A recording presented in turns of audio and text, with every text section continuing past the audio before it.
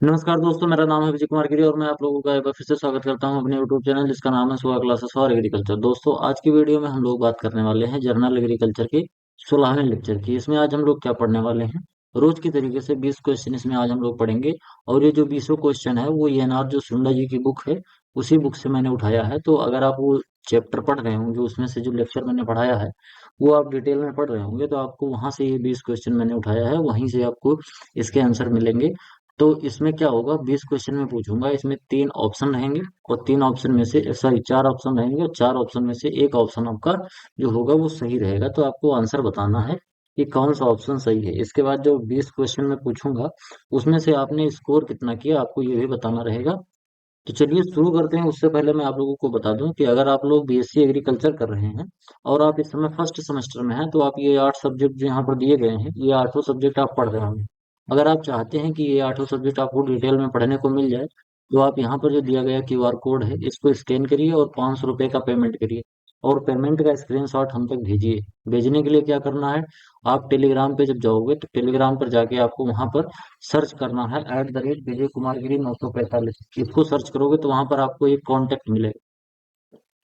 उस कांटेक्ट पे आप जाके अपना स्क्रीनशॉट सेंड कर देना पेमेंट का, और इसके साथ साथ जिस मोबाइल नंबर से आप टेलीग्राम चलाते हो वो मोबाइल नंबर सेंड कर देना। इसके बाद जो आपको कोर्स है फर्स्ट सेमेस्टर का 8 सब्जेक्ट का वो प्रोवाइड करा दिया जाएगा।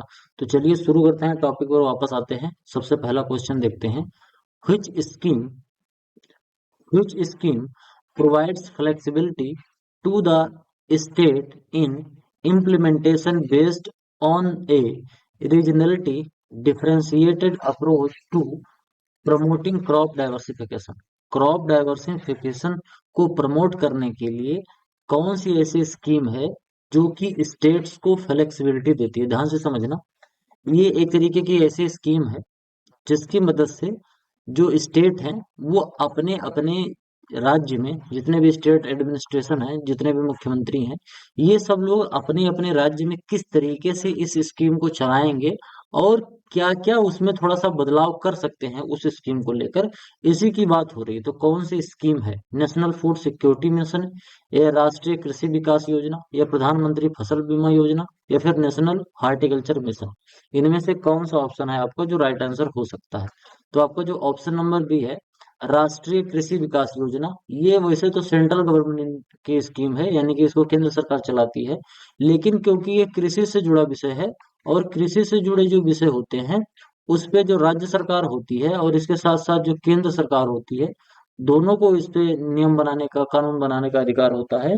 इस वजह से इसमें जो स्कीम बनाई गई है, इसमें अगर कोई भी स्टेट चाहता है तो वो अपने हिसाब से थोड़ा बहुत उसके अंदर मॉडिफिकेशन कर सकता है। तो जो राष्ट्रीय कृषि विकास योजना है वो इस स्कीम का नाम है।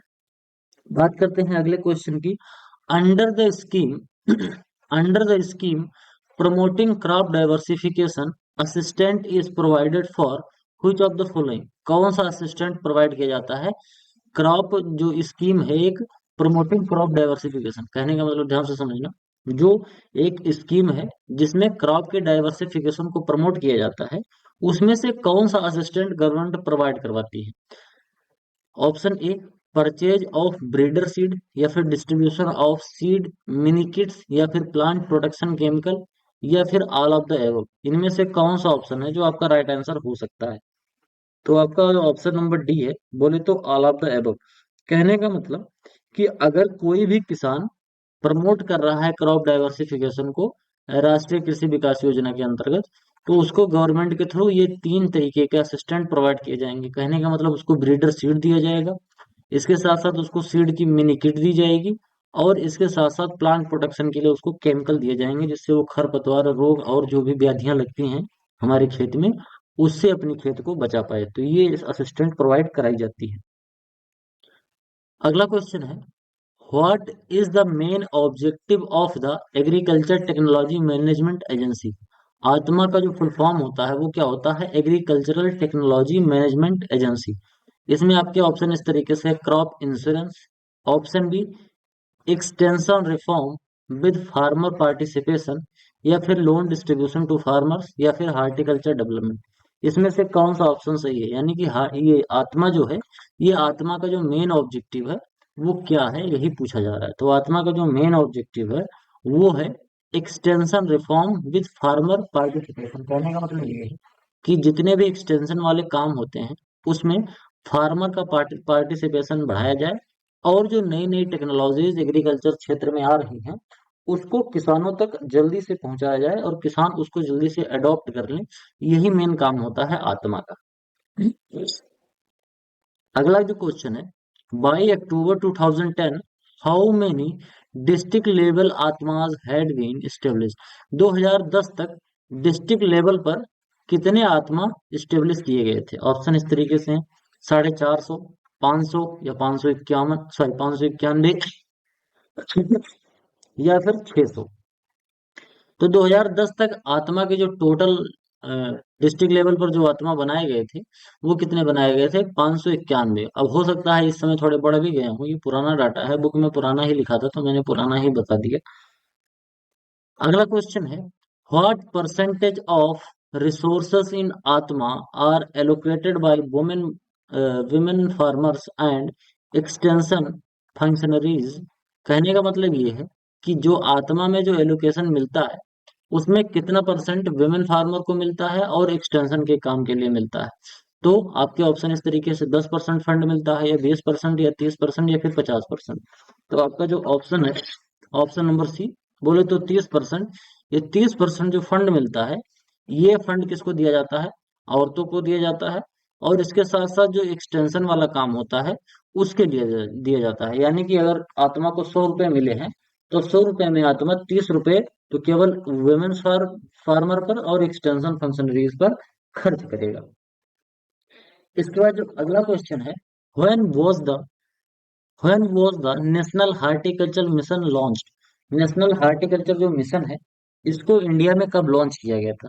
Option A 2000, option B 2005, option C 2010, option D 2015। जो नेशनल हार्टिकल्चर मिशन था ये इंडिया में कब लॉन्च हुआ था? तो आपके ऑप्शन इस तरीके से हैं, और जो राइट आंसर है वो है ऑप्शन नंबर बी 2005। 2005 में नेशनल हार्टिकल्चर मिशन दिल्ली से लॉन्च किया गया था। बात करते हैं अगले क्वेश्चन की, which union territory are covered under national horticulture mission. National horticulture mission के तहत कौन सी यूनियन टेरिटरी कवर की गई है? आपके ऑप्शन इस तरीके से हैं: अंडमान एंड निकोबार आइलैंड, लक्षद्वीप और पांडिचेरी, या फिर दिल्ली, चंडीगढ़, दमन और दीव, या फिर लद्दाख, जम्मू कश्मीर, या फिर लक्षद्वीप। इसमें से आपका कौन सा ऑप्शन सही है? या फिर option number D none of the above, इसमें से कौन सा सही है?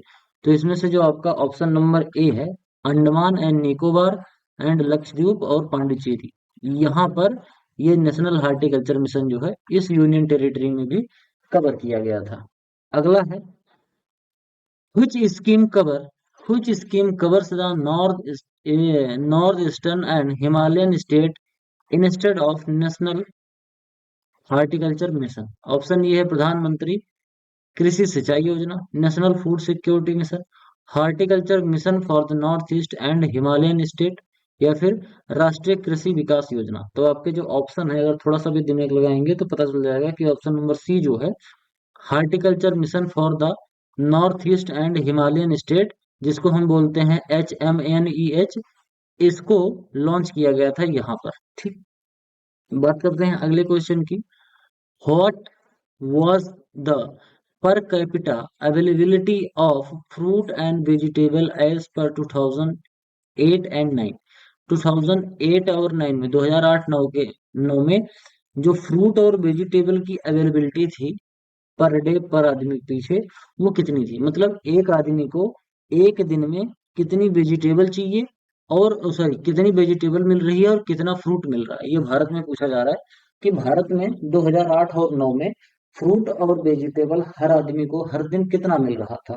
आपके ऑप्शन इस तरीके से हैं: 400 ग्राम, 391 ग्राम, या फिर 466 ग्राम, या फिर 500 ग्राम। तो इसमें जो आपका ऑप्शन नंबर सी है वो है 466 ग्राम। 466 ग्राम में फ्रूट मिल रहा था और वेजिटेबल मिल रहा था, दोनों मिला के हर एक आदमी को 200, सॉरी 466 ग्राम फ्रूट और वेजिटेबल मिल रहे थे प्रत्येक आदमी को। इस तरीके से भारत में अवेलेबिलिटी थी।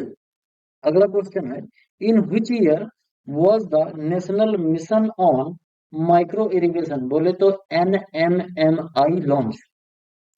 National mission on micro irrigation ये कब लॉन्च किया गया था? National mission on micro irrigation ये कब लॉन्च हुआ था? 2005 में, 2006 में, या फिर 2010 में, या फिर 2015 में? तो आपका जो ऑप्शन नंबर है, ऑप्शन नंबर सी, 2010 में इसको लॉन्च किया गया था। स्कीम का क्या नाम था? National mission on micro irrigation, यानी कि जो माइक्रो इरिगेशन है, ड्रिप इरिगेशन और स्प्रिंकलर इरिगेशन, इसको बढ़ावा देने के लिए ये स्कीम लॉन्च की गई थी सन 2010 में। अगला क्वेश्चन है, what is the main objective of the national mission on micro irrigation? Micro irrigation जो मिशन था, इसका मेन ऑब्जेक्टिव क्या था? Improving seed quality, enhancing water use efficiency, providing crop insurance, या फिर सब्सिडाइज फर्टिलाइजर्स? तो इसमें आप थोड़ा सा भी अगर दिमाग लगाएंगे तो आपको पता चल जाएगा कि इसमें जो ऑप्शन नंबर बी है वो बिल्कुल राइट आंसर है। वाटर यूज इफिशियंसी को बढ़ाने के लिए इस स्कीम को लॉन्च किया गया था। पर ड्रॉप मोर क्रॉप, यानी कि पानी की हर एक बूंद से ज्यादा हमको उत्पादन लेना है। अगला क्वेश्चन है, national bamboo mission, the national bamboo mission was launch in which year? National bamboo mission कब लॉन्च किया गया था? 2000 में, या 4 में, या 6 में, या फिर 10 में? तो आपका जो ऑप्शन है, नेशनल बम्बू मिशन 2004 में लॉन्च किया गया था। ठीक, national bamboo mission was launched in 2004। अगला क्वेश्चन है, how many state were covered under the national bamboo mission? जो नेशनल बम्बू मिशन लॉन्च किया गया था 2006 में, इसमें कितने स्टेट कवर थे? आपके ऑप्शन इस तरीके से हैं। आपका ऑप्शन है 15 state, option B 20 state, option C 27 state, या फिर ऑप्शन डी 30 स्टेट। तो इसमें जो आपका ऑप्शन है, ऑप्शन नंबर सी, बोले तो 27 स्टेट। नेशनल बम्बू जो मिशन था, नेशनल बम्बू मिशन जो कि 2006 में स्टार्ट हुआ था, इसमें टोटल 27 जो है वो स्टेट शामिल हुए थे। आगे बात करते हैं, द किसान क्रेडिट कार्ड स्कीम, जिसको हम KCC स्कीम बोलते हैं, वो प्रोवाइड करती है crop loan at the interest rate of the farmer who repay on the time. Time से जो अगर पेमेंट कर देता है तो किसान को कितना देना पड़ता है? देखो, पहले सबसे मैं बता दूं कि KCC जो होता है, इसमें 7% का एनुअल जो इंटरेस्ट होता है, एनुअल इंटरेस्ट इतना इतना देना पड़ता है, लगभग 7% का। लेकिन अगर कोई किसान है जो टाइम टाइम से अपना जो पेमेंट है उसको पूरा करता रहता है, तो गवर्नमेंट इसमें कुछ कंसेशन देती है। वो कंसेशन कितना है? 3% का, 4% का, 5% का, या फिर 7% का? तो इसमें जो ऑप्शन नंबर बी है वो 4% है। ठीक, यानी कि क्रॉप लोन अगर लेते हो तो what rate of for farmer who repay new time, यानी कि सिंस इतने से अगर आप पेमेंट करते हो तो आपको 3% का छूट मिल जाएगा, आपको केवल 4% ही देना पड़ेगा। ठीक है, what was the additional interest subvention for farmer who repaid short term crop loan on time? अगर कोई किसान शॉर्ट टर्म लोन ले रहा है, शॉर्ट टर्म लोन जो होता है 3 महीने का होता है, अगर कोई किसान केवल 3 मंथ का लोन ले रहा है और उसको टाइम से पूरा दे दे रहा है, तो आपको उसको कितना लोन का वो देना पड़ेगा, इंटरेस्ट में कितने की छूट मिलती है? तो आपका ऑप्शन है ऑप्शन नंबर सी, यानी कि 3% की उसको छूट मिल जाएगी और उसको केवल 4% ही देना पड़ेगा। 7% का रेट होता है तो उसको केवल केवल 4% देना होगा, क्योंकि 3% की उसको छूट मिल जाएगी। अगला है, नेशनल एग्रीकल्चर इंश्योरेंस स्कीम, जिसको अब हम प्रधानमंत्री फसल बीमा योजना बोलते हैं, प्रधानमंत्री फसल बीमा योजना, PMFBY बोलते हैं। इसको इम्प्लीमेंट किया गया था किस क्रॉपिंग सीजन में? स्टार्ट इसकी कब हुई थी? तो इसकी जो स्टार्टिंग हुई थी वो आपकी हुई थी रबी 1999 और 2000 के बीच में। सन 2000 से ये स्टार्ट हुई है, जिसको पहले कहा जाता था नेशनल एग्रीकल्चर इंश्योरेंस स्कीम। और बाद में जब मोदी जी की सरकार आई तो इसको बदल कर क्या कर दिया गया?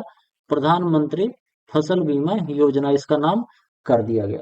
अगला क्वेश्चन की बात करते हैं, what is the minimum indemnity level under national agriculture insurance scheme?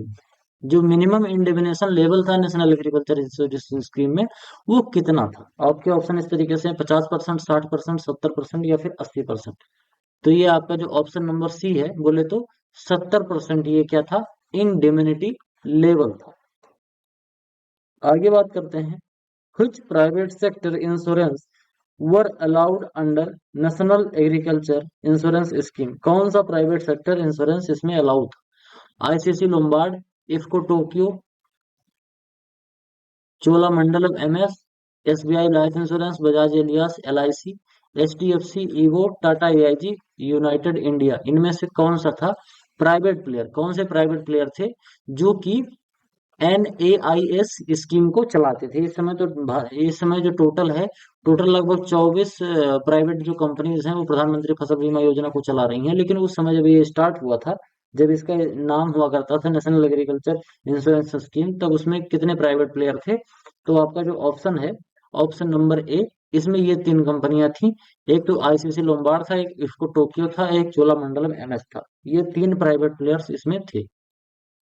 आगे बात करते हैं, the weather based crop insurance scheme, जिसको अब नाम बदल कर दिया गया revised weather based crop insurance scheme, जो पहले WBCIS के नाम से जाना जाता था, वो अब RWBCIS स्कीम के नाम से जाना जाता है। और इसको अनाउंस किया गया था, किस ईयर में अनाउंस किया गया था?